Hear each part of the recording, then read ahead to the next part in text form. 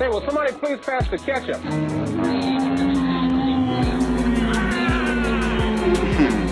This is a tasty burger. I'll take a Vornese burger and a side of Jason fingers. Don't skip on the meat. I got a real good eye for prime meat.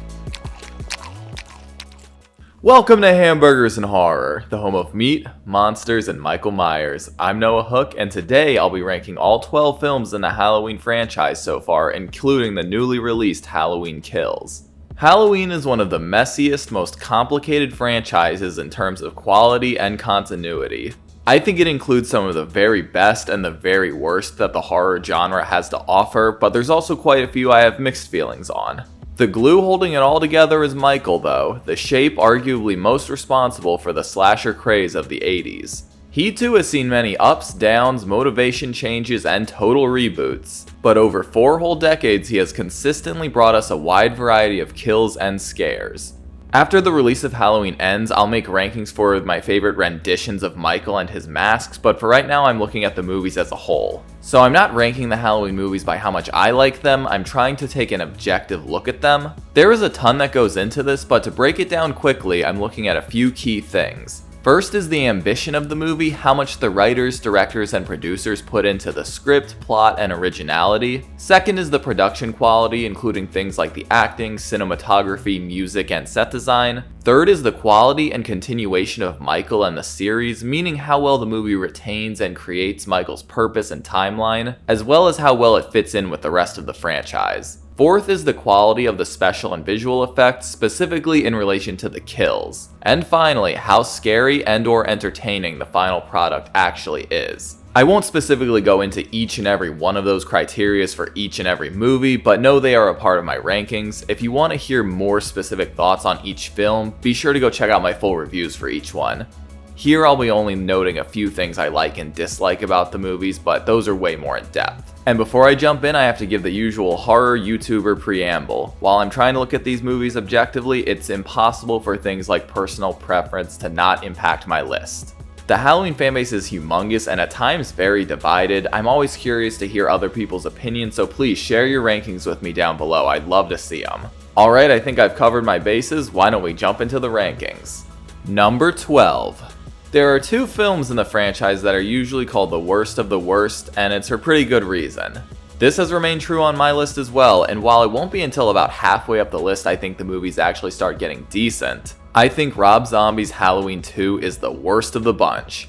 I actually think this has more good in it than the next movie, but the bad in Zombies H2 is just the least bearable. It suffers from unlikable characters, a lot of wasted runtime, and a stupid hobo Michael tromping through wheat fields. But Halloween 2's biggest sin is the absurd familial psychosis both Michael and Laurie suffer from. I didn't mind Sherry Moon and Zombie's first Halloween, but this was just ridiculous. And it's a shame because the movie has moments where the kills and Michael himself are super brutal and scary. I also think there is a solid character development for Laurie, Annie, and Lee, but then it just makes Loomis absolutely unbearable. For everything good going on, there is something even worse to counteract it. I appreciated the effort Zombie put into his first Halloween, but this just felt like a phoned-in attempt to fit in as much of his usual aesthetic into a Halloween film. I'm sorry if you like it, but it's just not for me. Number 11. While I think Zombies Halloween 2 has some good in it, this one is actually pretty much all bad. It just happens to have enough stupidity in it to be somewhat enjoyable. I'm of course talking about Halloween Resurrection. This movie doesn't have very much going for it. The acting is bad, the story is bad, the cinematography is bad, and the kills are pretty bad. There really isn't anything Resurrection does well, but it doesn't really try to do anything, so it kind of just exists without any die-hard fans or naysayers. I feel like fans are really passionate about certain movies in the franchise, but everyone kind of just objectively agrees that Resurrection is bad. First, it has the courage to kill off Laurie Strode, then it has the courage to follow that up with a stupid Big Brother TV show kind of plot. The live camera footage is nauseating and makes the movie really unpleasant to watch, and the technology just leaves the movie feeling so outdated.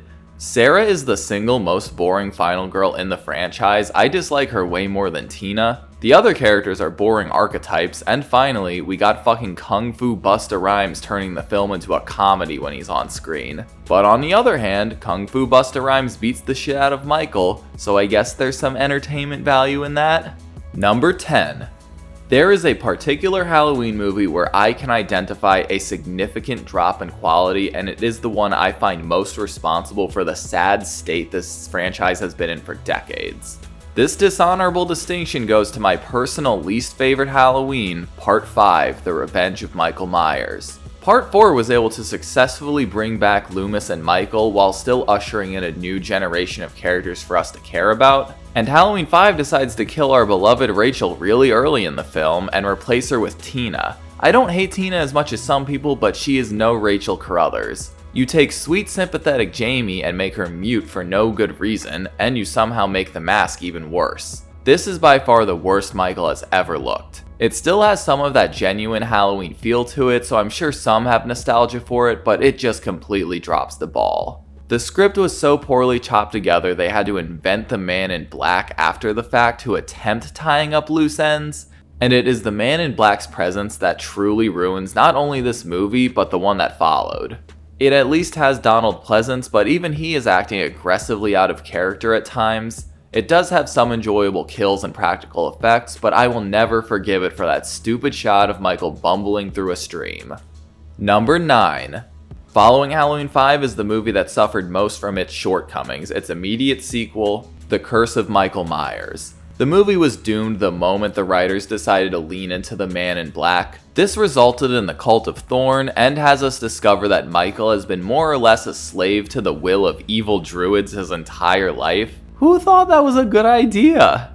Oh, and remember Jamie Lloyd, the sweet child we've gotten to know over 2 films? Well, they kidnapped her, raped her, made her have an incest baby, and killed her. And that's all in the first 20 minutes of the movie. After that point, it isn't that bad if you can get on board with the cult stuff, but it isn't a great movie by any means. The movie is full of illogical jumps and awful transitions, and no matter which version you watch, the ending is very lackluster. The only thing Curse really has going for it is Michael. This is his best outing in the Thorn trilogy. He at least looks like himself again and has some solid gory kills. Kara and Danny are pretty uninteresting, and Tommy Doyle is a goddamn freak. Not counting Halloween 3, it is definitely the most unique Halloween film, so I have to give it some credit for standing out. Number 8. Up next is another very divisive film in the franchise, and I imagine a lot of you have it a lot higher or lower on the list. My 8th spot goes to Rob Zombie's Halloween. I will say for me, there is a pretty significant jump in quality between this and Curse, but I still have some big issues with Zombie's version. Most importantly, I don't care for this version of Michael where his backstory is shown and he is more of a product of his environment. It eliminates the mystery behind why Michael kills, and he just seems more enraged than truly evil. And Michael's huge backstory segment also takes up more than half the movie, which leaves Laurie's story feeling rushed and less suspenseful. Tyler Mane does give a fantastic performance as Michael, and all of the performances are well done. It's definitely the scariest Michael we've gotten in a long time, and there are some great action sequences. Zombie does bring a new brutality to Michael, and while I wish some of the violence was traded in for tension, it still bests the movies I listed behind it.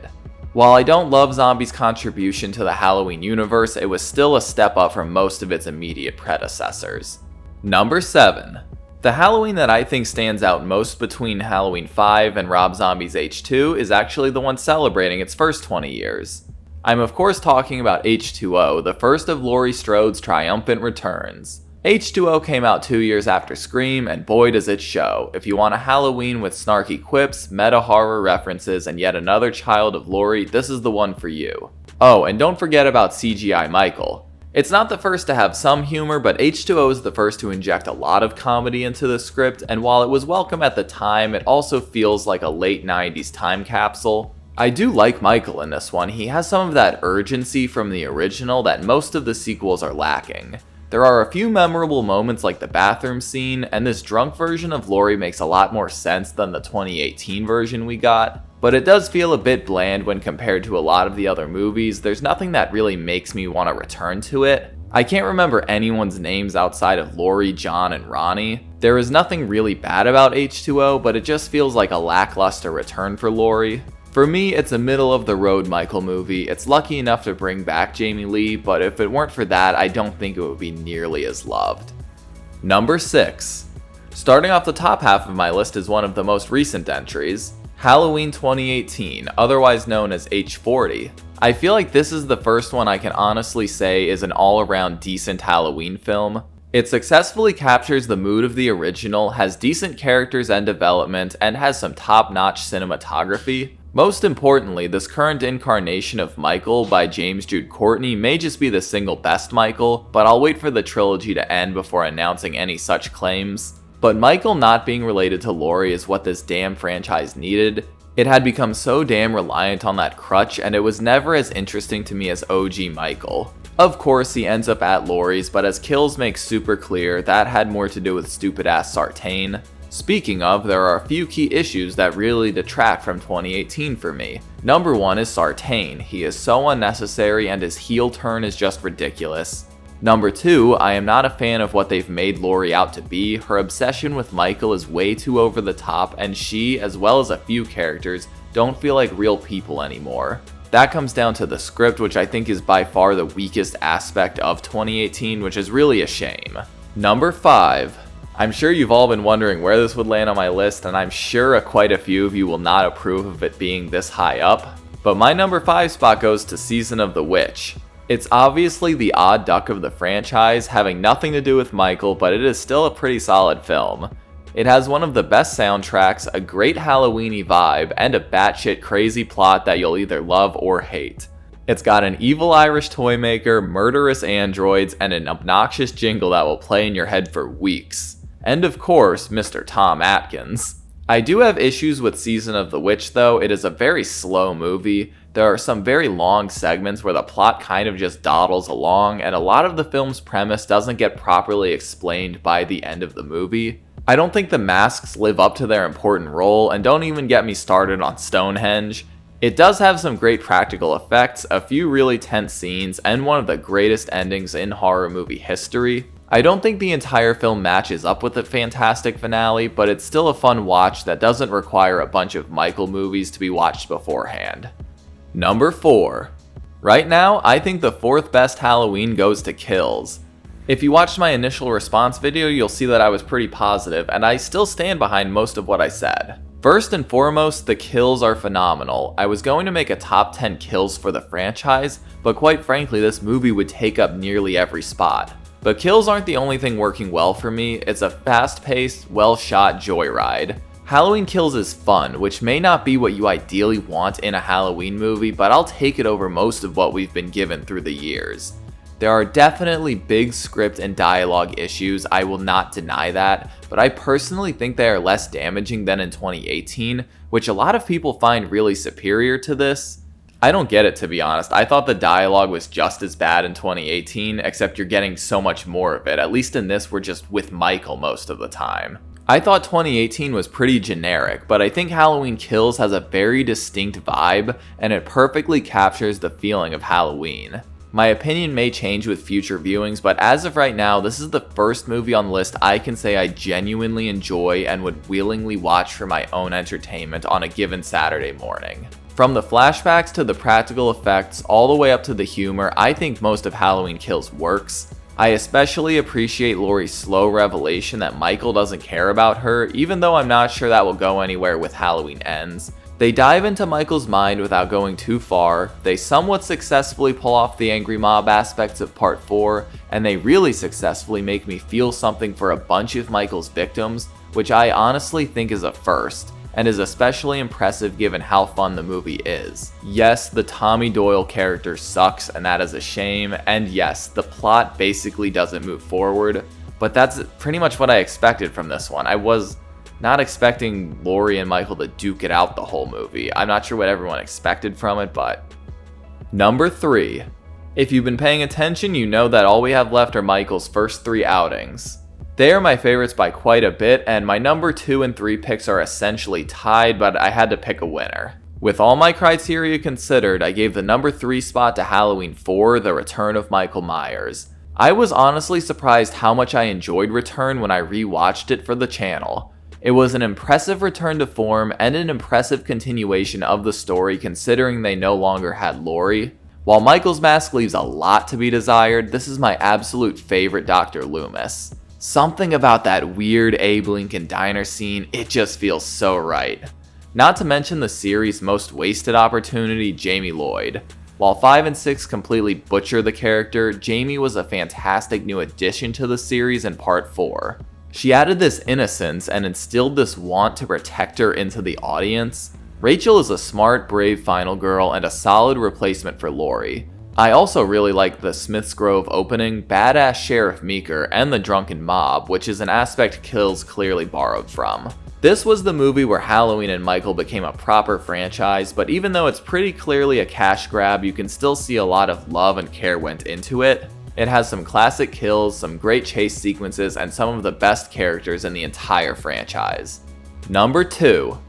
I don't think I'll surprise many of you with this, but my number 2 spot goes to Halloween 2.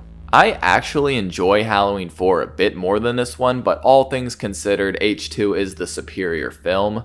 It is the sequel that best replicates the atmosphere and tension of the original while still ramping up the violence a bit. Having it take place immediately after the first was a great idea, and the hospital setting is a great location to trap the characters in. None of the hospital staff are written especially well, and I wish Laurie had more to do aside from sleep for the first hour, but the movie makes up for those shortcomings. This probably has to do with why I like Kills so much, but I especially love when Michael is roaming Haddonfield on his way to the hospital, just committing random violence. And I almost wish that was the whole movie. I'm personally not a fan of them retroactively making Michael and Laurie siblings, but that detail is what allowed us to have so many Halloweens, so I have to give it credit. There are some standout deaths in H2, and Dick Warlock does a great job as Michael. The middle portion drags on a bit, but the finale is fantastic, and that sick-ass fire stunt would have been a great end to Michael and Loomis. If only they could have foreseen where this franchise would go. All in all though, Halloween 2 is an inferior but still a very worthy sequel to the original, and it only falls second to one other Halloween. Number 1. I mean, did any of you really think the OG wasn't gonna be my number 1? Halloween is the most influential slasher film of all time. It has been imitated but never duplicated, and it reigns supreme in this franchise and the slasher subgenre. No sequel ever comes close to building the dread and anxiety that this one does so well. That mask on Nick Castle is absolute magic, and his performance as Michael is so eerie. I prefer this lanky, urgent Michael best, and while he shows off some strength, he is far from the behemoth he becomes in only a few movies. The characters are all very well written, and of course, Laurie Strode is one of the best final girls and horror actresses of all time. Dean Cundy's cinematography still stands out today, with his great use of panning and long takes working in tangent with Carpenter's very simplistic approach to the camera. The kills are pretty simple when compared to the sequels, but they still have some creativity to them. But most of the suspense comes from waiting for him to emerge from the shadows. Loomis's foreboding monologues and the themes about fate make it all seem bigger than us, like this encounter between Laurie and Michael was some kind of divine fate. It's one of Carpenter's very best films and is one of the very best in the entire horror genre. I can understand if you prefer one or some of the sequels over it, but nobody can deny just how important the very first Halloween is. And there you have it, those are my current rankings for the Halloween franchise. Agree with my list? Disagree? Let me know down in the comments. Everyone I talk to has a pretty different list, so please share yours with me. I will be redoing the list once Halloween Ends comes out, and I imagine my list will switch around by then. I was pretty brief with my reasons and explanations, but if you want further thoughts on all of the movies from me, be sure to check out my full reviews. Next week I'll be capping off our Halloween extravaganza by ranking my top 10 favorite kills from Halloween Kills. There are a lot of great contenders, so it should be a lot of fun. Thank you all for joining me, and extra thank you to my patrons. As always, I'm Noah Hook, and thanks for watching Hamburgers and Horror. Stay safe out there. Thanks for watching my Halloween movie rankings. If you enjoyed this video, be sure to like and subscribe so you can keep up with my weekly horror reviews. And if you want to help support the channel further, you should check out my Patreon account. You'll be able to vote for future movies and franchises I cover on the channel. Thanks y'all.